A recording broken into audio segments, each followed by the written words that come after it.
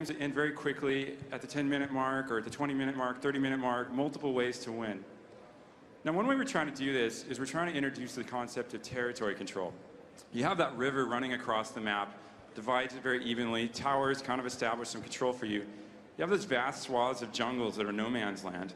Well, we thought, what if we could put something in there that you could fight over, that you could capture, that would help your cause? So we put these merc camps, ogre merc camps out in the jungle. So you come out to a merc camp, and if you attack the ogres in the camp, they'll fight back. Usually it's in the mid-game. You need a couple of teammates to help you out with this. I'm kind of cheating here. And then once the ogres are dead, you'll see you start capturing the totem to the right.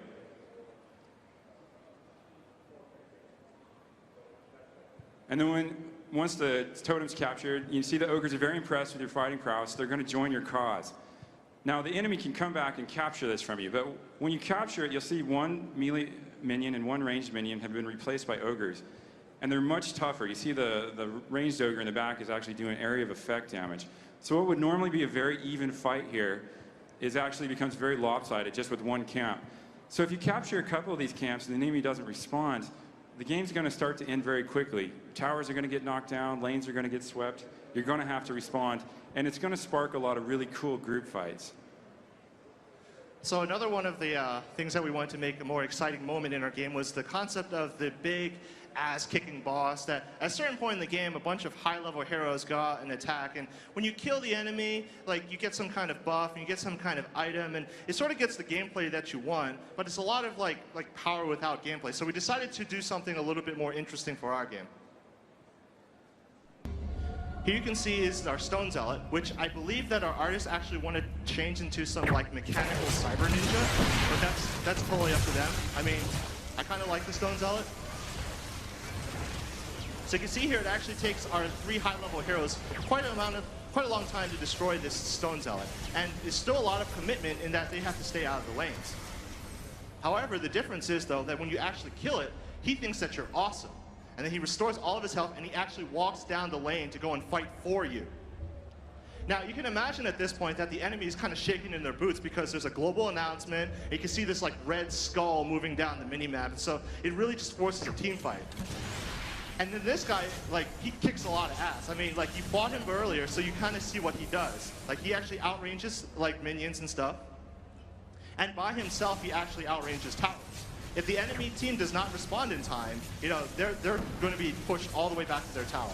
We think that this is a more exciting gameplay than just getting a buff.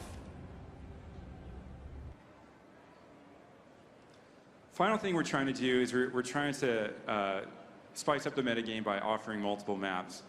Initially, we were a little uneasy about this one. We'd kind of come to see the Dota map was always the same for a reason. It's like the football field or the basketball court. You don't change the shape of the field, you don't change the dimensions, but we started playing around with different maps, and we finally, you know, a lot of them really sucked at first, as you might expect, but you know, one day we came up with this design, and you know, we're not entirely happy with it, but what happened was we kind of had fun, and then we'd forgotten to update the loading screen image. It had the old map, so we were playing it again the next day, and we're all sitting in the same room, and we saw the old map's image come up, and there was like all these groans around the room, like, oh man, I got to play the old map. And suddenly, you know, the collective light bulb went off in our head, because like, hey, yeah, this is a really good angle to pursue. We need to have multiple maps.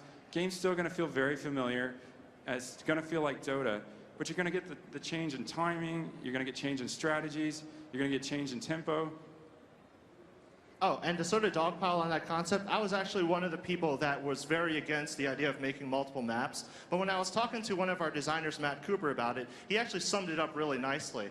And I mean, he put it this way, like, we're making Blizzard Dota with multiple maps in mind. So all of these maps are going to still play like Dota, but there's going to be a lot of cool variations in the gameplay itself. I mean, Johnny talked about like having multiple lanes. I mean, maybe you can have 4 lanes, maybe you can have 2 lanes, but what if you vary up the number of army nodes? What if you vary up where the Stone Zealot position is? What if you vary up where the actual base is? What if you spawn in a different location than where your base is? I mean, there's a lot of possibilities out there. I mean, all of us have played on, you know, Lost Temple like 10, 50, 100 times, but after the 100th time, it gets a little bit boring. We've got this really awesome StarCraft 2 map editor that lets us iterate through a lot of different maps very quickly, and we've got a lot of collective RTS map design, so we can really try a lot of different concepts. The final thing that I'd like to add is that one of the cool things about making multiple maps, it lets us explore a lot of potential different locations. Maybe you're fighting, on Core Hall. Maybe you're fighting in Tristram. Maybe you're actually fighting in Anixia's lair, and Anixia is actually your big bad boss that you fight, and when you fight her, she actually fights for you.